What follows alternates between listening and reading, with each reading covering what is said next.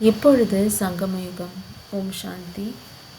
சங்கமயுகமோ கலியுகத்திற்கும் சத்யுகத்திற்கும் இடையில் வருவது. இதைத்தான் புருஷோத்தம சங்கமயுகம் என்று கூறப்படுகின்றது.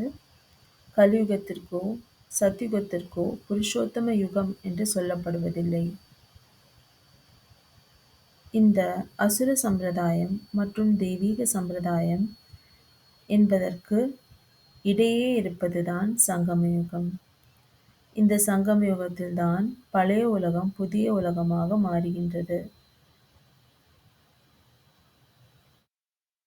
புதியதிலிருந்து பழையதாக மாறுவதில் இப்படியாக முழு சக்கரமும் சுற்றிவிடுகின்றது.